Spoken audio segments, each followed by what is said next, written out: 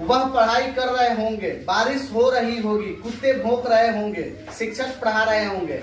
आइए, इस तरह का अंग्रेजी यदि आप नहीं जानते हैं तो मैं आपको बताऊंगा, इस वीडियो में अंत तक बने रहिएगा, क्योंकि डेली बोलचाल के अंतर्गत यह शब्द आता रहता है, यह सेंटेंस आते रहते हैं।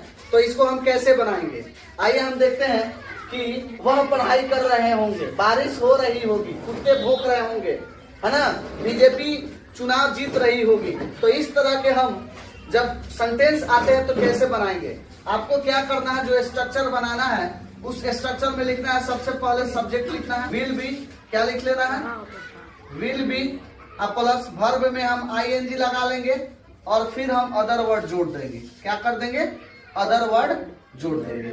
इस तरह से हमारा स्ट्रक्चर तैयार होगा। चलिए हम लोग बना कर देखते हैं। पहला दिया है वह पढ़ाई कर रहे होंगे, तो वह का क्या हम ले लेंगे जी, ही ले लेंगे। ही के साथ हम लिखेंगे will be, will be.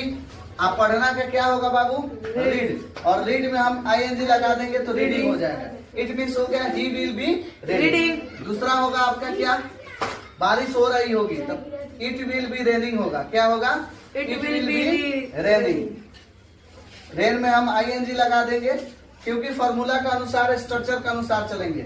Subject लिखेंगे, विल भी लिखेंगे और वर्ब में आईएनजी जोड़ देंगे, और बाकी अदर वर्ड होगा तो अदर वर्ड जोड़ेंगे।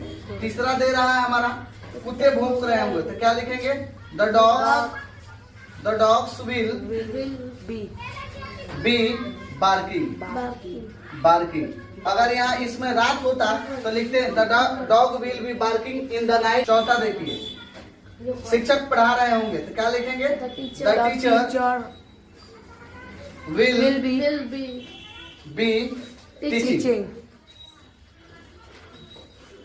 चलिए, मैं तो ये आप लोग को बता दिया। चलिए, आप एक कमेंट बॉक्स में बताएंगे कि कलकत्ता में बीजेपी चुनाव जीत रही होगी। ट्रांसलेशन होगा, कमेंट बॉक्स में जैसा लिखे।